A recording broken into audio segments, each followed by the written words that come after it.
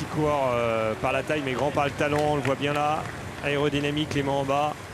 Je pense que la prochain passage dans la difficulté qu'on a vu tout à l'heure, ça sera vraiment déterminante. Il va falloir que lui monte bien, et en espérant que derrière, il n'y a pas trop d'attaques pour des coureurs qui fassent le jump. Mathieu Burgodeau qui a quitté le peloton tout à l'heure pour revenir sur les 7 hommes échappés. Ensuite, il les a lâchés sur le final de ce Tour de Vendée 2019. On est parti avec 2 coureurs en contre-attaque sur le coureur de Noirmoutier. On semble renoncer là du côté de Clément Venturini. Il reste 8 km maintenant dans cette édition 2019 du Tour de Vendée. On rappelle l'enjeu également au classement général de la Coupe de France avec Marc Sarrault qui possède 11 points d'avance sur Benoît Cosnefroy. Marc Sarrault, s'il termine par exemple eh bien dans les 8 premiers, il sera assuré de remporter quoi qu'il arrive le général de cette Coupe de France 2019. Il pourra succéder au coureur de Cofidis, Hugo Hofstetter. Ouais, on annonce 12 secondes hein, sur le duo qui était juste derrière, et une vingtaine de secondes sur le peloton. Et là, Mathieu Burgodeau qui va tourner à gauche pour aller chercher l'avant-dernière difficulté. Mathieu Burgodeau engagé dans un contre-la-montre extrêmement contraignant là. Exercice de haute intensité. Énorme effort du coureur de Noirmoutier. 10 secondes d'avance, 7 km. Va-t-il pouvoir résister au retour du peloton ensuite?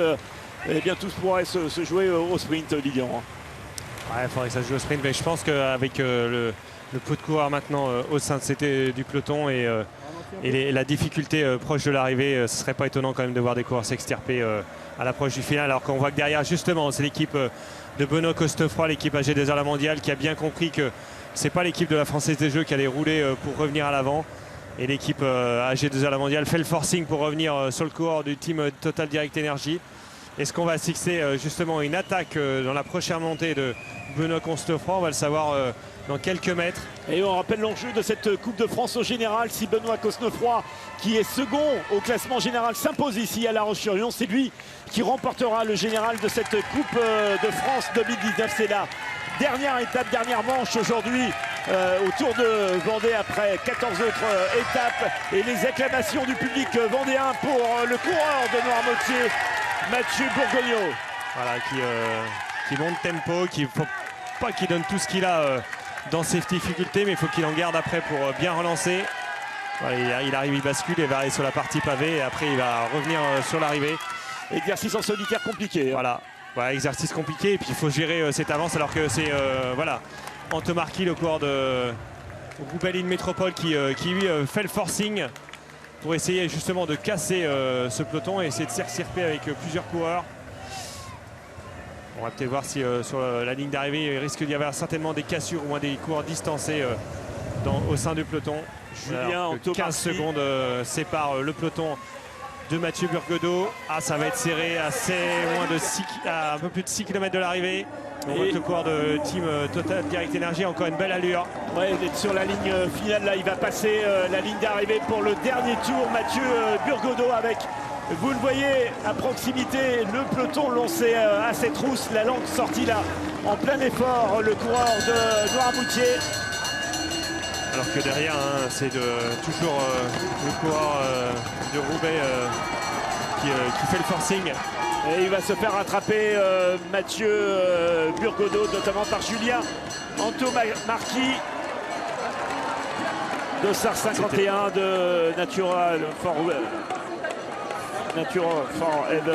Roubaix Métropole. Et le peloton qui revient hein, sur le coureur extrêmement étiré. Hein, on voit bien que les coureurs derrière, il y a quelques petites cassures. Après, ce qui pourrait aider Mathieu Burgodeau, c'est que derrière, ça se regarde. Sur cette partie un peu, et là, on voit que toujours en file indienne. Il ne faut pas qu'il désespère. On peut avoir un moment de flottement ensemble sur le peloton. On l'a vu tout à l'heure dans le tour précédent. Le coureur devant temporisé, mais on voit bien que l'équipe AG2R La Mondiale a repris la main sur ce peloton. Et on revoit la détermination pourtant de Mathieu Burgodeau, le coureur de Total Direct Energy. Ce sera peut-être compliqué pour les Vendéens de s'imposer sur leur terre. Et ici, ça fait 17 ans, imaginez qu'ils attendent un succès. C'était en 2002 avec Franck Bouillet. Et on revient avec AG2R la mondiale. Peut-être pour mieux lancer Benoît Cosnefroy qui irait chercher peut-être la victoire ici sur le Tour de Vendée et au général lors de cette Coupe de France 2019. Mais toujours 10 secondes d'avance et un peu plus de 5 km à parcourir. Moins de 10 secondes, là. Il a 4-5 secondes. C'est voilà, il y a une dizaine de mètres, ça va être compliqué. Là, voilà, il va se faire reprendre par le peloton et on risque d'assister au moins à l'arrivée dans cette dernière difficulté située à moins de 500 mètres de l'arrivée. On risque d'assister à un peloton groupé où il sera important d'être bien placé déjà sous la flamme rouge pour pouvoir aborder cette difficulté dans les 10 premiers coureurs. Sinon, je pense que ça va être compliqué de gagner sans être bien placé au pied de cette difficulté. La jonction et félicitations tout de même à Mathieu Burgodeau qui a animé ce Tour de Vendée 2019 en faisant un sacré numéro. Il est parti tout seul pour aller chercher la victoire, mais on est revenu notamment sous l'impulsion des coureurs d'AG2R, la mondiale. Voilà, on va en troisième position, enfin en quatrième position, mais en troisième, c'est le troisième coureur d'AG2R, la mondiale qui est là. Ouais, les coureurs de Groupama FDJ qui ne sont pas très loin, mais danger peut-être pour le leadership de Marc Sarrault sur cette Coupe de France. Après, ils ont encore 3 km pour se placer. Je pense que maintenant, la responsabilité elle vient sur les épaules d'AG2R la mondiale qui doit mener un tempo pour éviter toute attaque du moins avant le dernier kilomètre. On voit encore Brian Coquard notamment qui se replace. Je pense qu'on va être sur une arrivée. On voit bien le peloton et une trentaine de coureurs maintenant au sein du peloton. C'est quasiment... voilà, mais je me demande s'il y a même 30 coureurs au sein de ce peloton. On a vu qu'il y a eu beaucoup d'écrémage sur les différents tours.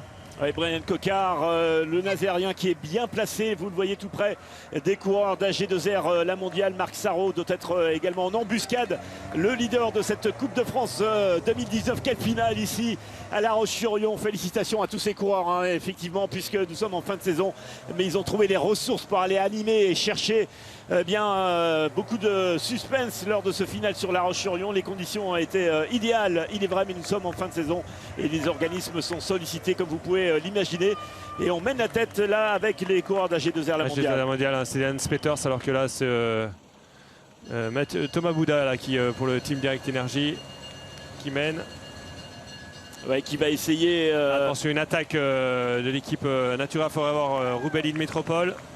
Bah, c'est Thibaut Ferras, le vainqueur des boucles de la Mayenne, qui essaie de s'extirper avant la difficulté finale. Et on revient avec AG2R la mondiale et puis l'équipe Groupama FDJ.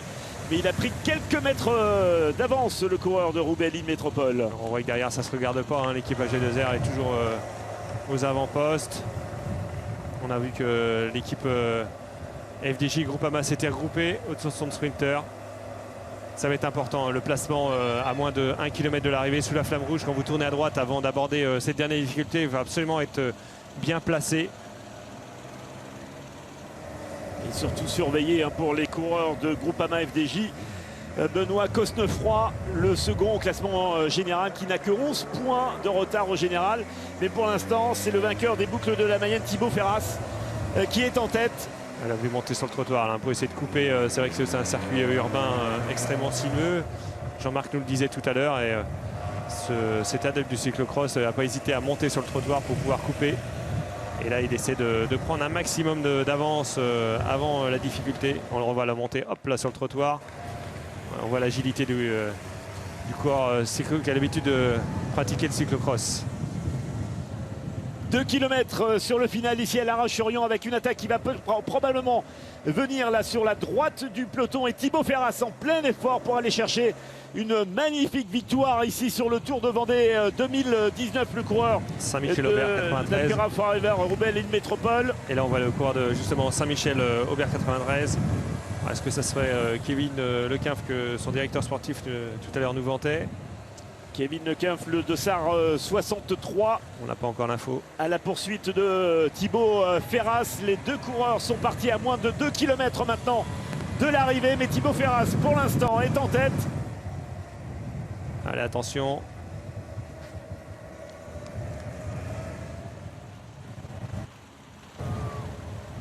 Thibaut Ferras en plein effort. Avec peut-être sur cette vue aérienne effectivement Kevin Lequinf, mais c'est à confirmer. Nous sommes entrés dans le dernier kilomètre, le final de ce Tour de Vendée 2019 avec Thibaut Ferras qui avait magnifiquement remporté les boucles de la Mayenne l'été dernier au mois de juin. Mais le peloton va peut-être revenir sous l'impulsion des coureurs de voilà, Groupama la voiture, FDJ. là, c'est... Oui, Lilian. Non, on voit bien que l'équipe Groupama FDJ qui n'est pas le temps de diverger alors que Kevin Reza remonte son coureur Brian Cocard. On voit que voilà, les coureurs, c'est absolument important de se placer juste avant de tourner à droite ici même pour aborder la dernière difficulté en tête. Voilà, ce virage à plus de 90 degrés. Et ensuite on va fondre sur la ligne d'arrivée sur la rue Napoléon ici où le public de La Roche-sur-Yon et de la Vendée est venu en nombre. Vous voyez Kevin Reza qui va peut-être essayer d'emmener Brian Cocard. Qui s'est relevé et là on voit les coureurs de la FDJ Groupama. Brian Cocard également qui n'est pas très loin. Marc Sarrault qui doit être présent également aux avant-postes. Et voilà Benoît Cosnefroy à droite là qui va essayer de tout donner pour aller anticiper le sprint finale. et pouvoir marquer de gros points pour remporter cette Coupe de France. Il est parti. On le voit, il est là, il a fait quelques mètres. Brian Cocard qui essaie de le suivre derrière. S'il s'impose, il remporte le général. Mais on ne voit pas Marc Sarrault. Marc Sarrault n'est pas dans les 10 premiers coureurs, on ne le voit pas. L'exploit tenté par Benoît Cosnefroy, le pilote, le coureur de AG2R, la mondiale. Voilà, Brian Cocard dans sa foulée. Quelque part, peu importe la place qu'il va faire aujourd'hui, il faut absolument qu'il marque de gros points pour prendre le leadership. On l'a dit, une 8e place suffirait pour marquer suffisamment de points si Marc Sarrault ne rendrait pas dans les 15 premiers. Et on ne voit pas Marc Sarrault dans la relance. Benoît Cosnefroy, Marc Sarrault. C'est Marc Sarrault là qui prend les devant le coureur de AG2R la mondiale. Ce sera le sprinter originaire de Vierzon qui va être le plus fort sur la ligne droite d'arrivée ici. Marc Sarrault, Christophe Laporte juste derrière mais qui n'aura pas pu faire le coup. Au sprint. Voilà. Et le vainqueur au général de cette Coupe de France 2019. Quelle finale, quel emballage entre les deux leaders de cette Coupe de France et la victoire qui revient coup double pour Marc Sarrault. La victoire ici sur le Tour de Vendée, on le revoit. Voilà, et la victoire au général également de cette Coupe de France 2019. Marc Sarrault qui renforce son leadership. C'est vrai qu'il était bien resté derrière, on ne l'avait pas forcément vu à l'image. Il était bien resté derrière en 4e position. On va voir Marc Sarrault donner toute sa puissance. Benoît Cosnefroy qui a essayé justement qui a tout donné pour essayer d'anticiper ce sprint massif. Mais là on voit bien les 3 sprinteurs qu'on citait, hein, Marc Sarrault, Christophe Laporte qui fait 2 et Brian Cocard 3. Voilà, il n'y a pas de doute, on assiste aujourd'hui à encore un sprint massif, même si ces sprinteurs avaient déjà pris quelques mètres d'avance à moins de 300 mètres de la ligne. Brian Cocard en 3e et Benoît Cosnefroy 4e. Belle image de ce vainqueur ici sur le Tour de Vendée. Le coup double donc pour Marc Sarrault, le sprinter qui a beaucoup appris dans les roues de Arnaud Démare ces dernières années. Et Marc Sarrault s'impose ici. Félicité, vous le voyez, par Benoît Cosnefroy.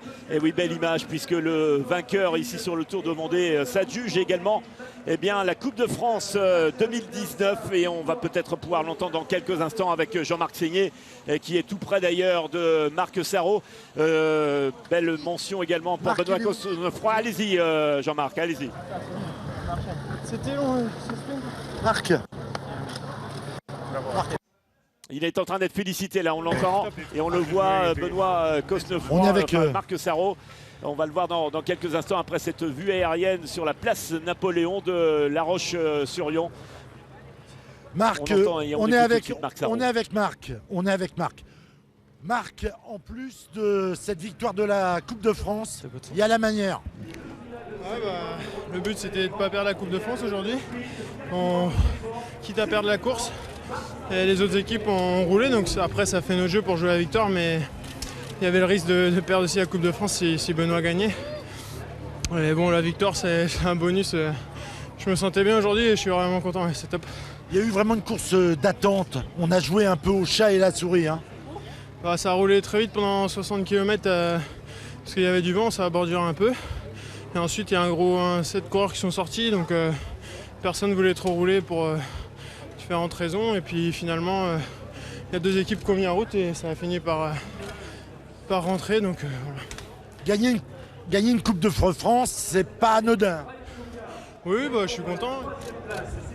Ça fait une une 4e victoire, plus le général de la Coupe de France. Donc c'est bien de finir la saison, enfin elle n'est pas finie, mais c'est bien de regagner. Ça faisait longtemps que je n'avais pas gagné et je suis vraiment content. Il y a eu la félicitation de Cosnefroy, il y a eu un beau mano jusqu'à la fin. Oui, bah, on se connaît, on s'apprécie, donc voilà, on a rigolé un peu ces derniers jours et puis encore aujourd'hui pendant la course du marquage qu'on avait un peu, mais voilà, ils ont fait leur maximum pour gagner et nous aussi, donc c'était un beau duel. Merci Marc. Jean-Marc, est-ce que vous pouvez